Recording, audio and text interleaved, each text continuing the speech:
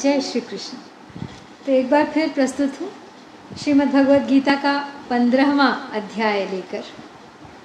इस अध्याय का नाम पुरुषोत्तम योग इसलिए है क्योंकि उस परमात्मा को, पुरुषोत्तम को प्राप्त करने का मार्ग और उस मैं रूपी व्यभिचार को, देहाभिमान रूपी बाधा को दूर करके पुरुषोत्तम को प्राप्त करने का मार्ग भगवान ने और अधिक विस्तार से यहाँ संसार रूपी वृक्ष का दृष्टांत देकर बताया है। तो संसार रूपी वृक्ष उन्होंने बताया है कि वो उल्टा है, उसकी जड़ें ऊपर हैं और उसके पत्तियाँ, कोपलें सब नीचे की तरफ हैं।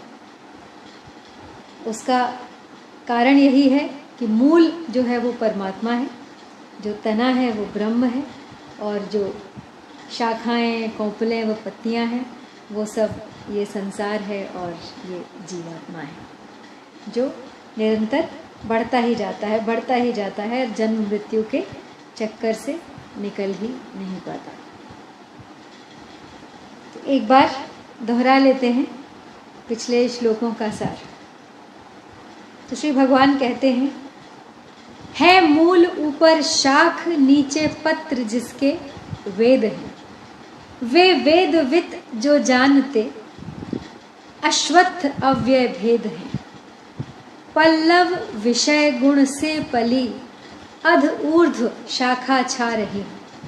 नरलोक में नीचे जड़ें, कर्मानुबंधी जा रही। उसका यहाँ मिलता स्वरूप न आदि मध्याधार से। दृढ़ मूल यह अश्वत्थ, काट असंग शस्त्र प्रहार से। तो भगवान कहते हैं कि इस देहाभिमान को दूर करने के लिए इस वृक्ष का छेदन करना बहुत आवश्यक है। तो अब संसार वृक्ष का छेदन करने के बाद साधक को क्या करना चाहिए, इसका विवेचन आगे के श्लोक में किया है।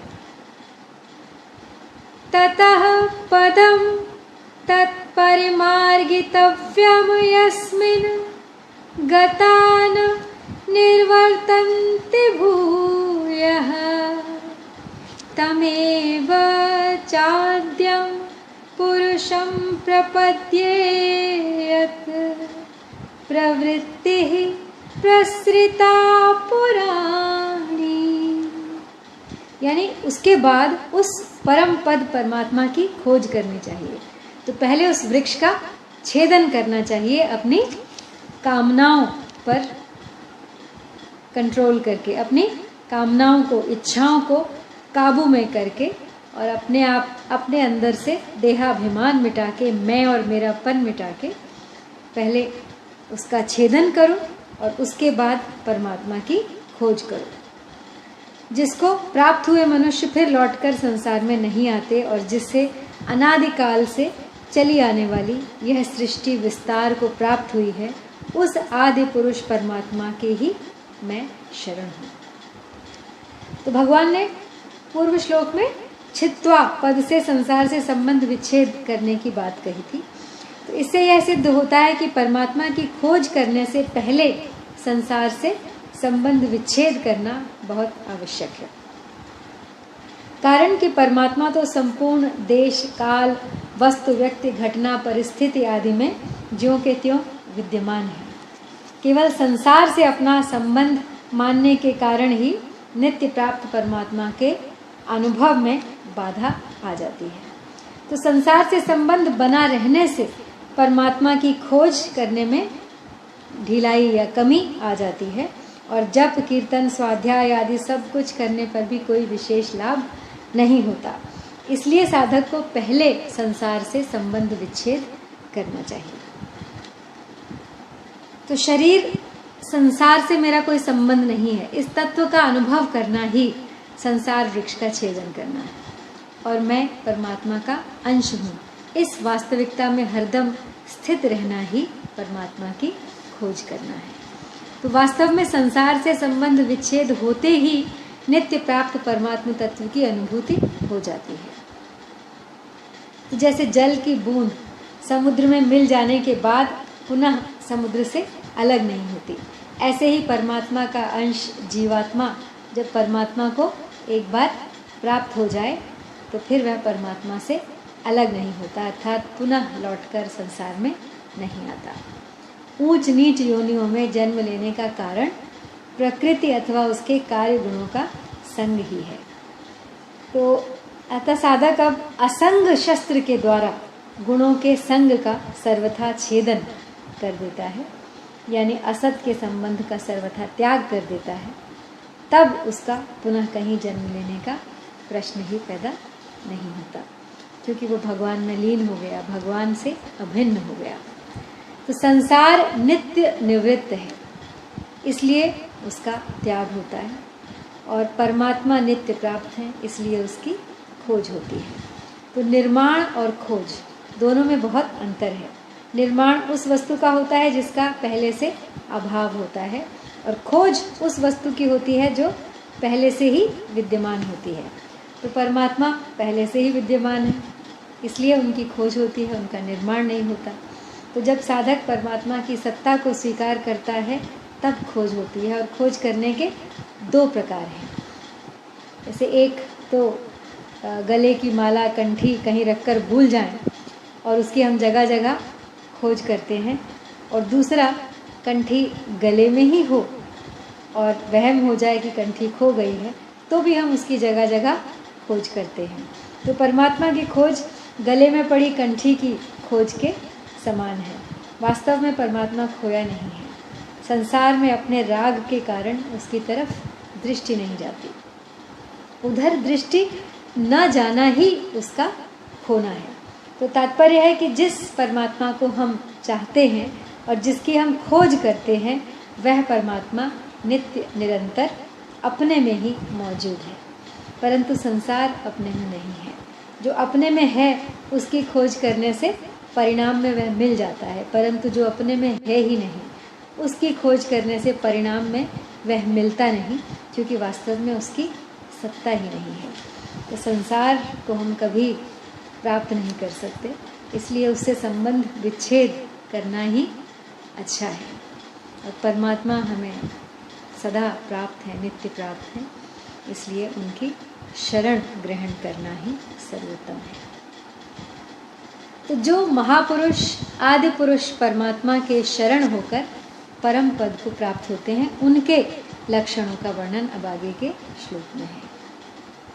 निर्माण मोहा जित संग दोषा अध्यात्म नित्या विनिवृत्त कामाः द्वन्द्वैर्विमुक्ताः सुख दुःख संज्ञैः गच्छन्त्यमूढाः पदमव्ययं तत्। यानी जो मान और मोह से रहित हो गए हैं, जिन्होंने आसक्ति से होने वाले दोषों को जीत लिया है, जो नित्य निरंतर परमात्मा में ही लगे हुए हैं, जो अपनी दृष्टि से संपूर्ण कामनाओं से रहित हो गए हैं, जो सुख दुख नाम वाले द्वंद्वों से मुक्त हो गए हैं, ऐसे ऊंची स्थिति वाले मोह रहित साधक भक्त उस अविनाशी परम पद परमात्मा को प्राप्त होते हैं। तो वास्तव में कामनाओं की पूर्ति कभी नहीं होती। जब एक कामना पूरी हुई दिखती है तो दूसरी कामना जागृत हो जाती है और अनेक कामनाएं उत्पन्न हो जाती हैं, और उन कामनाओं में से जब किसी एक कामना की पूर्ति हो जाती है, मनुष्य को सुख प्रतीत होता है, तो वह दूसरी कामना की चेष्टा पूरी करने में लग जाता है, उसको पूरी करने की चेष्टा में लग जाता है। परंतु यह नियम है कि चाहे कितने भी भोग पदार्थ मिल जाएं, पर कामनाओं की पूर्ति कभी हो नहीं सकती।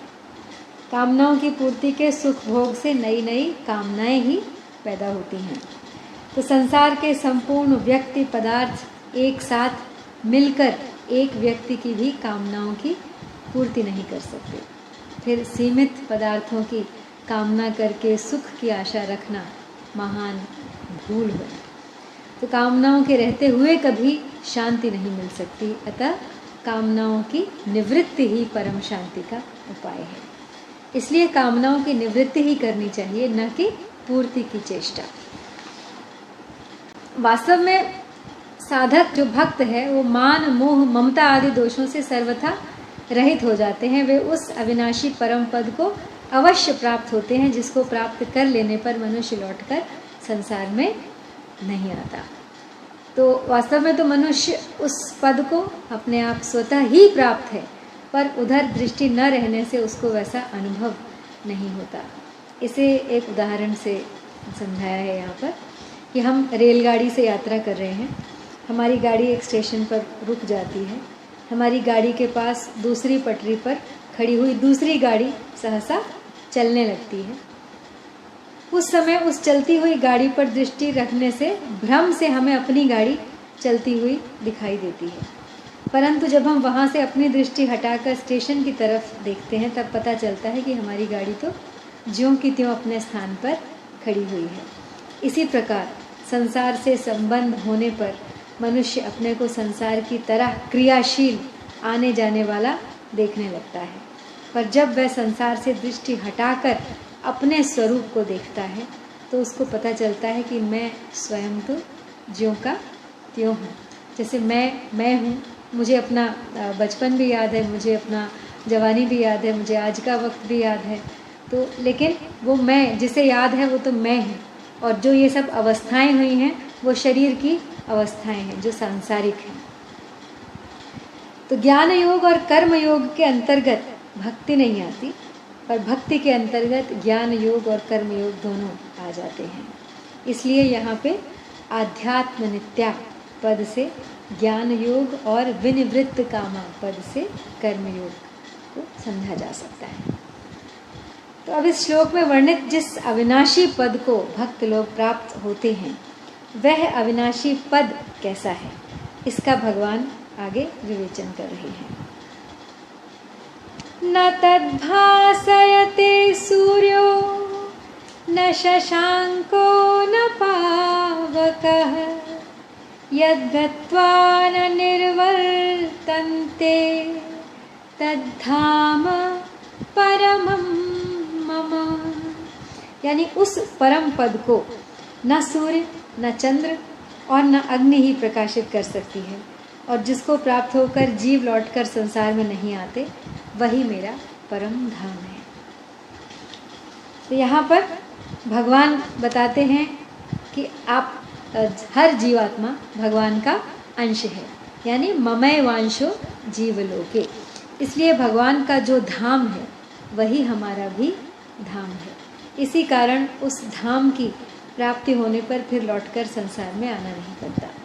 तो जब तक हम अपने उस धाम में नहीं जाएंगे तब तक हम मुसाफिर की तरह अनेक योनियों में अनेक लोकों में घूमते ही रहेंगे, कहीं भी ठहर नहीं सकेंगे। अगर हम ऊंचे से ऊंचे ब्रह्मलोक में भी चले जाएं तो वहाँ से भी लौटकर आना ही पड़ेगा। तो क्योंकि यह संपूर्ण संसार मात्र ब्रह्मांड परदेश है, स्वदेश नहीं। यह पराया घर है, अपना घर नहीं। विभिन्न योनियों में और लोकों में हमारा घूमना, हमारा भटकना तभी बंद होगा जब हम अपने असली घर में पहुंच जाएंगे। परम पद को प्राप्त होकर फिर लौटकर संसार में न आने की बात गीता में 3 जगह कही गई है। यम प्राप्य न निर्वर्तन्ते तद्धाम परमं मम, यहाँ पर ततः पदम तत्परिमार्गितव्यम यस्मिन् गता न निर्वन्ति भूय, पिछले श्लोक में, और यद गत्वा न निर्वर्तन्ते तद्धाम परमं मम, यहीं पर। तो भगवान ने ज्ञान मार्ग में तो अपुनरावृत्ति की प्राप्ति बताई है, पर भक्ति मार्ग में अपने धाम की प्राप्ति बताई है। यह भक्ति की विशेषता है। तो भगवान के धाम में प्रेम का विशेष आस्वादन होता है। परम पद को न तो आधि भौतिक प्रकाश सूर्य चंद्र आदि प्रकाशित कर सकता है, और न आधि दैविक प्रकाश नेत्र मन बुद्धि वाणी आदि ही प्रकाशित कर सकते हैं, कारण कि यह स्वयं प्रकाश है। इसमें प्रकाश प्रकाशक का भेद नहीं है। गत्वा में गति है, प्रवृत्ति नहीं, क्योंकि अंशी की ओर गति होती है, प्रवृत्ति नहीं। प्रवृत्ति तो परतः होती है, पर गति स्वतः होती है। यहाँ पे गति स्वतः स्वाभाविक होती है और उसमें परिश्रम यानी प्रयत्न उद्योग तथा कर्तृत्व नहीं होता, परंतु प्रवृत्ति अस्वाभाविक और श्रम साध्य, उद्योग साध्य तथा कर्तृत्व सहित होती है। प्रवृत्ति तो अहंकार युक्त होने पर होती है, पर गति अहंकार रहित होने पर होती है। इसलिए गति स्व की तरफ होती है और प्रवृत्ति पर की तरफ होती है। गति परमात्मा की तरफ होती है और प्रवृत्ति संसार की तरफ होती है। गति चिन्मयता की तरफ होती है और गति प्रवृत्ति जड़ता की तरफ होती है। गति हमें असीम की तरफ ले जाती है और प्रवृत्ति हमें सीमित कर देती है। गति स्वाधीन करती है, प्रवृत्ति पराधीन करती है। भोग तथा संग्रह का सुख चाहने पर प्रवृत्ति होती है और दूसरे को सुख देने पर गति होती है। तो यहाँ कहते हैं कि गति का उद्गम स्थान क्या है? गति का उद्गम स्थान सत है और प्रवृत्ति का उद्गम स्थान असत है। जैसे गंगा का उद्गम स्थान गंगोत्री है। अगर गंगा को रोककर एक ऐसा बांध बना दिया जाए जो गंगोत्री से भी ऊंचा हो, तो गंगा का जल स्वतः अपने उद्गम स्थान गंगोत्री की तरफ जाएगा। इस प्रकार गंगा का अपने उद्गम स्थान की ओर वापस लौटना जाना गति है। अतः गति दो तरह से होती है।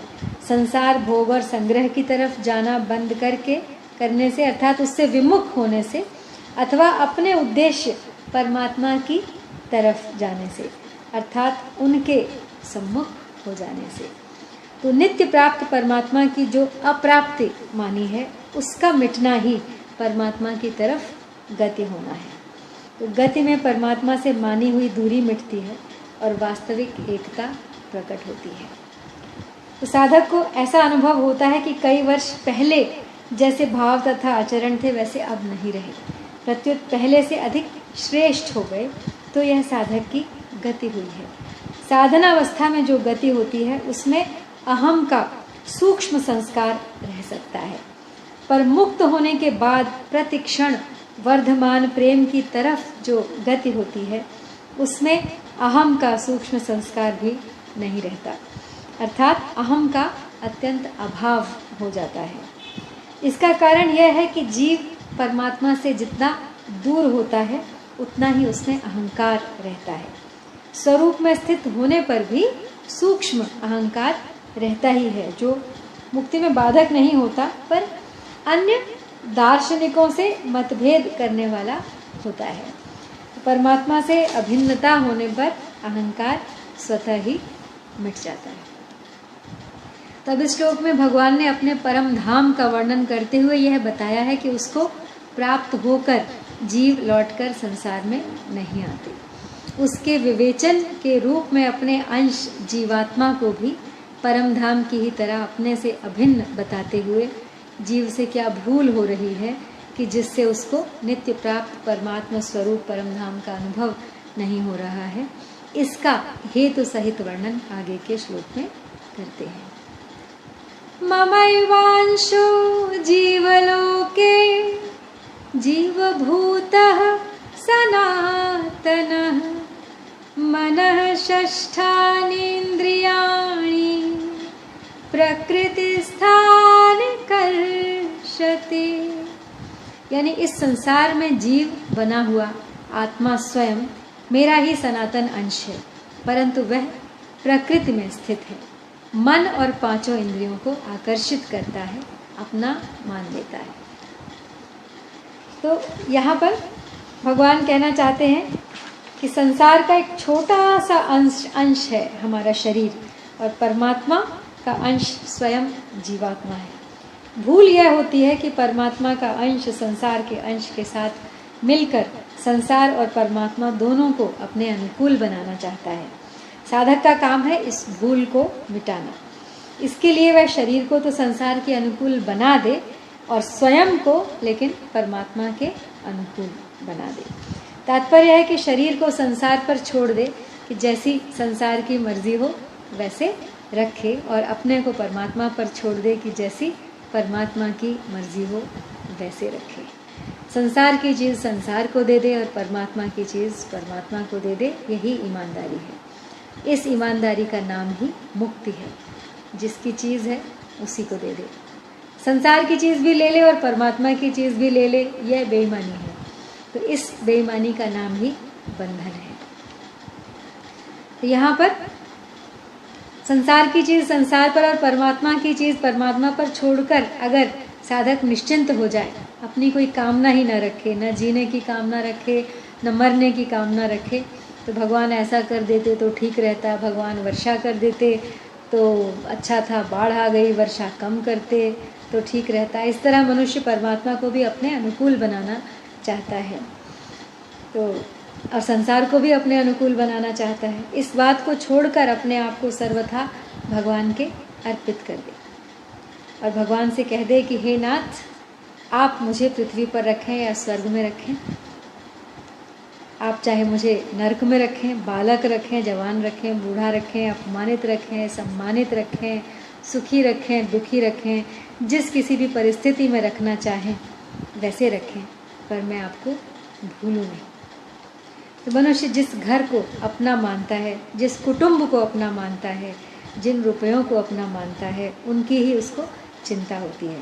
तो संसार में तो लाखों करोड़ों घर हैं, अरबों आदमी हैं, निरंतर बढ़ता रहता है, अनगिनत रुपए पैसे सामान है, पर उसकी चिंता हमें नहीं होती क्योंकि हम उसे अपना नहीं मानते। जिनको अपना नहीं मानता उनसे तो वो मुक्ति है, अतः ज़्यादा मुक्ति तो हो चुकी है, थोड़ी सी मुक्ति बाकी है।